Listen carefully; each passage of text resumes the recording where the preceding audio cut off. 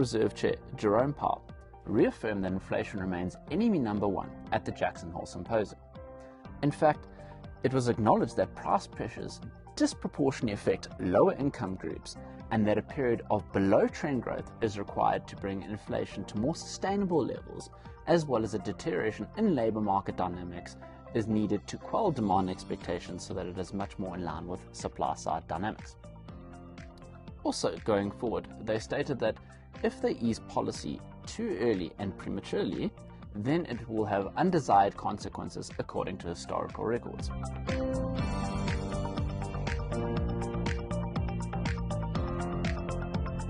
While it is certainly welcome that US inflation surpassed the downside in July, coming at 8.5% year-on-year compared to Bloomberg consensus expectations of 8.7%, inflation still remains untenably high, and that we believe a period of monetary policy tightening will continue. Going forward, this period of monetary policy tightening is expected to quell the demand side of the economy to bring demand and supply side dynamics in line with one another.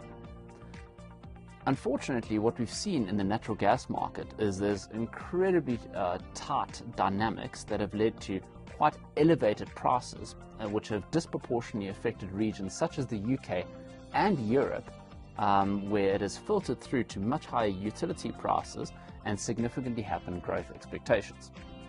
So going forward, and in similar vein to the US Federal Reserve, the Bank of England will be one of the first central banks to actively sell bonds to quell the demand side of the economy and to bring inflation expectations to more sustainable levels.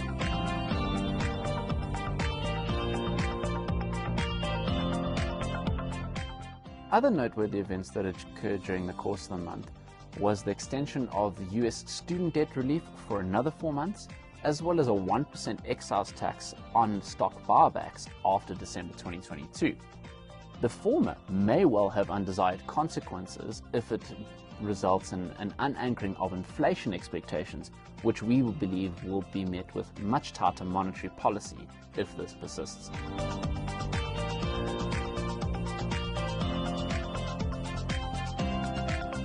On the emerging market front, China continues to display mixed signals with continued easing on the monetary policy side of the equation.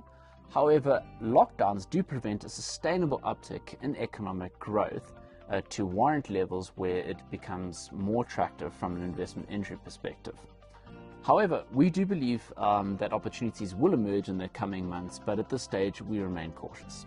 Volatile markets do create opportunity. At this stage, we prefer to remain defensively positioned with having high cash positions to embark on such opportunities when we foresee better entry points in these markets.